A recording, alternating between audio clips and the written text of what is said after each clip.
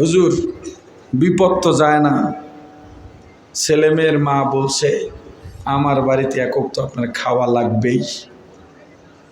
হুজুরকে আমার ডায়েরি খালি নেই, দক্ষিণ পাড়া, পশ্চিম পাড়া, পূর্ব পাড়া, উত্তর পাড়া, মধ্যপাড়া সব বাড়ি লিস্ট করা, আমি যাইতে পারবো না। হুজুর একটা তারিখ না দিলে বাড়ি উঠতেই পারবো না, আজকে একটা তারিখ দেন। নিল তো জোর কইরা। যেই ব্যক্তি দাওয়াত দিয়া নিয়ে খাওয়ায়, হুজুরকে অসহায় মনে করে খাওয়ায় না খাওয়াইয়া নিজে আনন্দ উপভোগ করে? জোরে বলেন, জোরে বলেন। নিজে তৃপ্তি নেয় আমি হুজুরে খাওয়াইতে পারছি। আচ্ছা, হুজুররা টেন্ডারবাজিতে কোনোদিন নাম দিয়া ঝগড়া করছে, মারামারি করছে, খবর আছে আপনাদের? হুজুররা ট্রাক দাঁড় করাইয়া পিছনে লড়াই, এই খারাপ, এরপর 100 টাকা নিছে, এই খবর আছে? কথা কয় না? হুজুররা কোনো একটা ফাইলে ছাড়পত্রের জন্য স্বাক্ষর দিয়া ঘুষ খাইছে, কোনো রেপোর্ট আপনাদের কাছে আছে? তাই মাগনা খাইলো এক দলে, দোষটা হালাই নেন হুজুরগুর উপরে, ব্যাপারটা কি? হ্যাঁ, আসলে এই যারা বলে হুজুররা খায় মানুষের বাড়ি, এটা একটা হিংসার থেকে কয়, নিজে পায় না এজন্য হুজুররা খায়, তার সয় না। এটা আকলি জবাব দিলাম, কিন্তু দালিলিক জবাব তো আসলেই দরকার। কোরআনের ছাত্র এবং শিক্ষককে আল্লাহর রসূল এত ভালো বললেন কেন? ভালো বলেছেন কে? জোরে। আর এর পক্ষে জবাব দিয়েছেন আল্লাহ। দুজন বন্ধু না, এক বন্ধু শ্রেষ্ঠত্বের ঘোষণা দিয়েছেন, আর এক বন্ধু সেটা প্রমাণ করছেন। অনেকগুলো জবাবের 1 নম্বর জবাব, যারা কোরআন শেখে আর শিখান তাদের এত দাম কেন? অনেকগুলো কোরআন থেকে জবাবের 1 নম্বর, কোরআন থেকে জবাব। আর-রহমান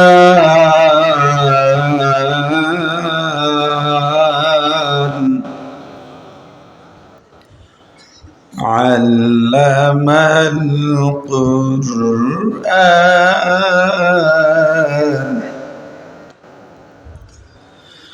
খালাকাল ইনসানা আল্লামাহুল বায়ান।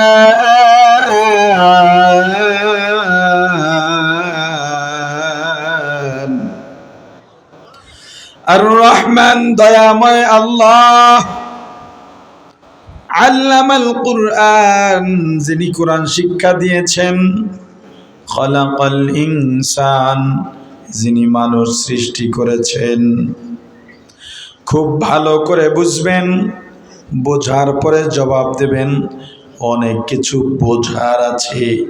আমি মুসলমান কিন্তু কোরআন পড়তে পারি না, ভেতরে কোনো আফসোসও নাই।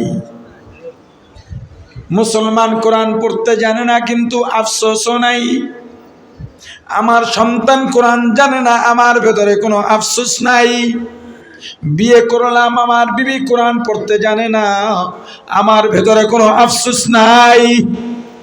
তোমার চেয়ে বদনসিব কপাল পোড়া আর হতে পারে না। কোরআন শিক্ষার নূর যাদের সিনার মধ্যে নাই, এর চেয়ে দুর্ভাগা পৃথিবীতে দ্বিতীয়টা হতে পারে না।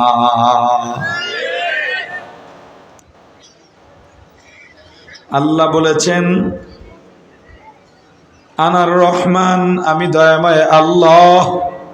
কোরআন যারা শেখে আর শিখান তাদের এত দাম কেন, এত ভালো কেন? তার জবাব আল্লাহ বলছেন, আল্লামাল কুরআন খালাকাল ইনসান, কোরআন শিখাইছি, মানুষ বানাইছি। আবারও সুয়ালে মুকাদ্দার, এই জায়গায় গুরুত্বপূর্ণ একটা প্রশ্ন। বলেন তো, আমরা দুনিয়ায় আগে জন্মগ্রহণ করেছি নাকি মক্তবে ভর্তি হয়েছি? সবাই বলেন, আগে জন্মগ্রহণ করছি, তারপরে শিখছি, ঠিক কিনা? আল্লাহ তরতিবতাকে পছন্দ করেন, তরতিবতাকে আল্লাহ গুরুত্ব দেন।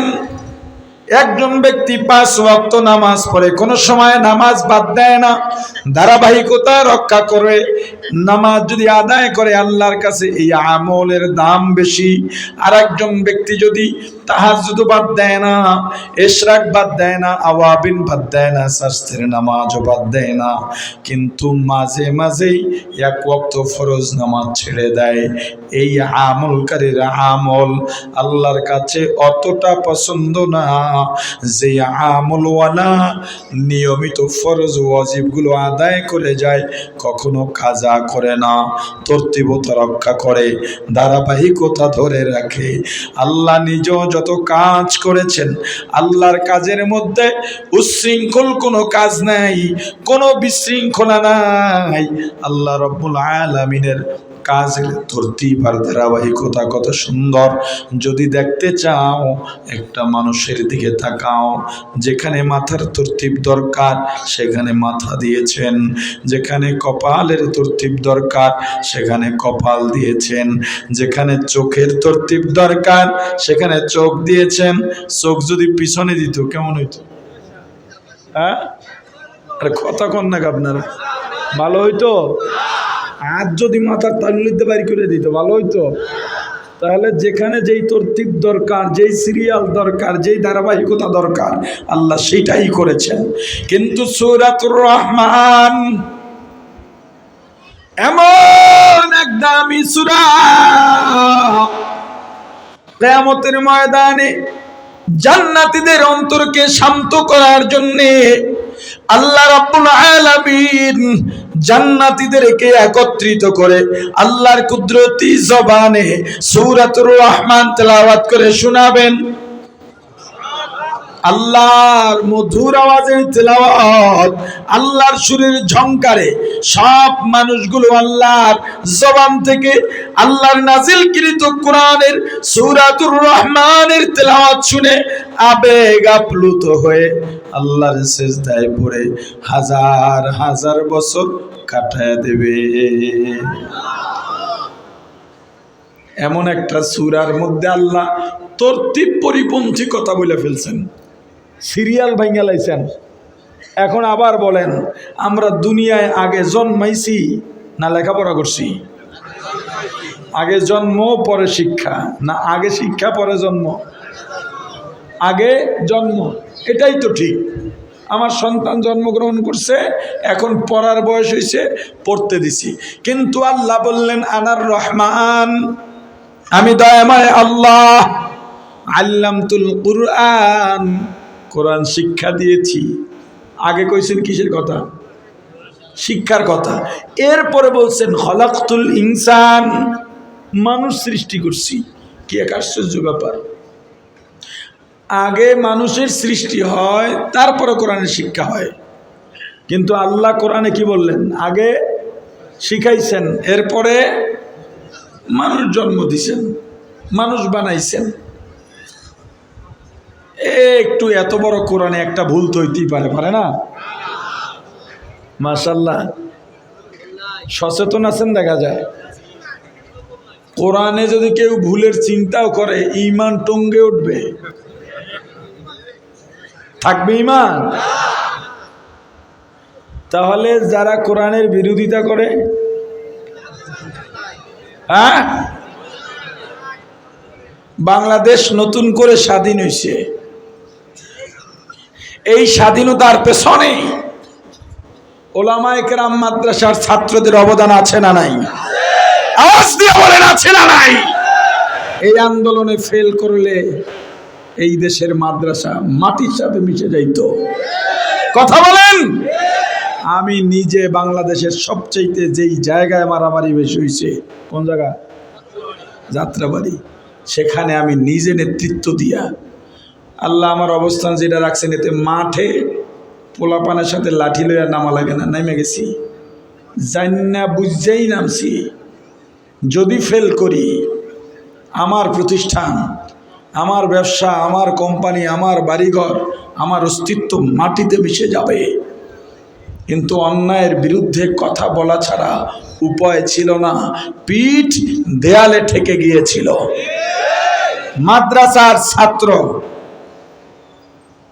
প্রায় 100-র মতো মাদ্রাসার ছাত্র আলেম এই মুক্তিযুদ্ধে শাহাদাত বরণ করেছেন।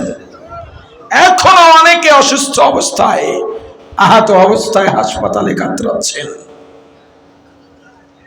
কোন রাজনৈতিক দল নামে নাই, কিন্তু মাদ্রাসার ছাত্ররা নেমে গিয়েছে। এখানে আমাদেরকে অ্যাভয়েড করে এই দেশের ইতিহাস রচিত করা যাবে না।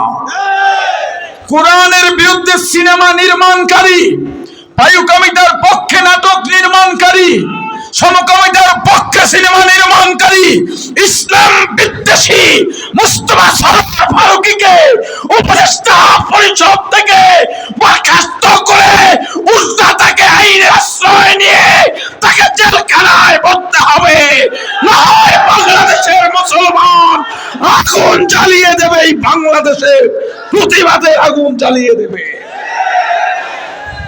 আমরা এটা দেখার জন্যে জীবন বাজি রাখি নাই। কোরআন বিদ্বেষী আমার রক্তের উপর দিয়ে কোন কোরআন বিদ্বেষী আমাকে শাসন করবে, এটা আমরা মেনে নেব না ইনশাআল্লাহ। রক্ত দিল কারা? ফল ভোগ করে কারা? আপনারা চালান, দেশকে সুন্দরভাবে চালান। ইসলামের আবেদন, এটার উপরে হাত দিয়েন না। মাদ্রাসার উপরে হাত দিয়েন না, আলেমদের উপরে হাত দিয়েন না, ইসলাম বিরোধী কোনো আইন কইরেন না। আপনারা চালান দেশ। আমাদের কোনো হুজুর গিয়া বলবে না আমাদেরকে একটা পদ দেন। হুজুরদের পদের দরকার পড়ে না, কারণ আমাদের শ্রেষ্ঠত্বের সনদ দিয়েছেন মুহাম্মদুর রাসূলুল্লাহ সাল্লাল্লাহু আলাইহি ওয়াসাল্লাম। কোরআনের বিরোধিতা করা যায়? মুসলমান করতে পারে? আরো জোরে বলেন, সম্ভব না। তাহলে এখানে তরতিব পরিপন্থী কথা আল্লাহ বললেন, ব্যাপারটা কি? মুফাসসিরিনে কেরাম বলেন আল্লাহ তরতিব পরিপন্থী কথা বলেন নাই, বরং আল্লাহ যা বলছেন এটাই ঠিক। যদি তুমি জানতে চাও, বুঝতে হবে দুনিয়াতে মানুষ দুই প্রকার। কয় প্রকার? জোরে।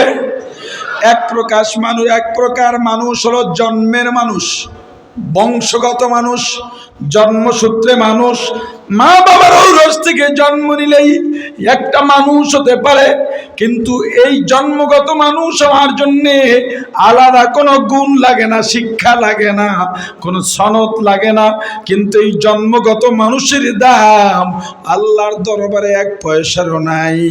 যখন এই জন্মগত মানুষ কোরআন শিক্ষার গুণে গুণান্বিত হয়, তখনই কেবল আল্লাহর আদালতে মানুষ হিসেবে বিবেচিত হয়। এজন্য কোরআন যারা শেখে আর শিখান, তাদের দাম দুনিয়ার সব থেকে বেশি। হে ডাক্তার, তুমি ডাক্তার হয়েছ, কিন্তু ডাক্তারি বিদ্যার মধ্যে যদি কোরআনের শিক্ষা না থাকে, রে ডাক্তার, তুমি ডাক্তার হতে পেরেছ, কিন্তু এখনো মানুষ হতে পারো না। হে ইঞ্জিনিয়ার, তুমি ইঞ্জিনিয়ারিং শিক্ষা অর্জন করলাম, কিন্তু তোমার শিক্ষার মধ্যে কোরআনের শিক্ষা যদি না থাকে, রে ডাক্তার, তুমি ইঞ্জিনিয়ার হয়েছ, বিজ্ঞানী হয়েছ, ডিপ্লোমা কমপ্লিট করেছ, বিসিএস ক্যাডার হয়েছ, কিন্তু আল্লাহর দরবারে এখনো মানুষ হইতে পারো নাই। কোরআনের শিক্ষা দরকার আছে না নাই? এলাকার মহাজন রিকশায় উঠা যাইতেছে, রিকশাওয়ালার মাথায় টুপি, মুখে দাড়ি, গায়ে পাঞ্জাবি, রিকশা চালায়। মহাজন হিসাব করতেছে, ওই জমিটা দখল করছিলাম, ভুয়া কাগজটা এখনো বানাইন হয় নাই, অমুক জায়গায় টাকা চাইছিলাম, চান্দা উড়াইতে পারি নাই। এর চিন্তা এক ধরনের। আর রিকশাওয়ালার এত বড় কোনো চিন্তা নাই, এর জবানে আল্লাহর জিকির, এর জবানে আল্লাহর জিকির। গন্তব্যে গিয়া মহাজন নাইমা ডাক দিছে, এ মোল্লা। দেখবেন দাড়ি টুপি দেখলেই মোল্লা, মুন্সি, মৌলবি কইয়া ডাকে, আছে না নাই? মোল্লা, মুন্সি, মৌলবি এগুলো সম্মানী শব্দ, কিন্তু বাংলাদেশে এগুলো সম্মানের জন্য ব্যবহার করে না তিরস্কার কইরা? জোরে বলেন।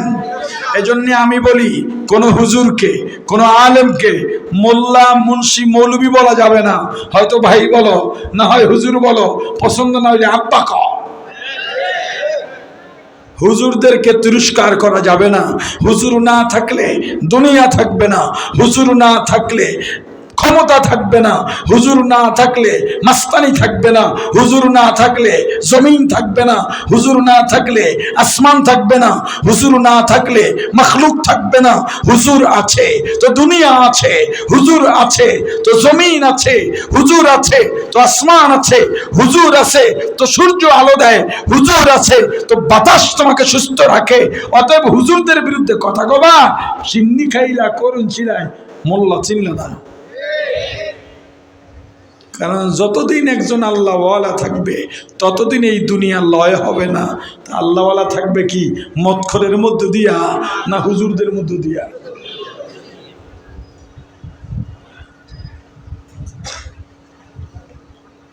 ডাক দিস।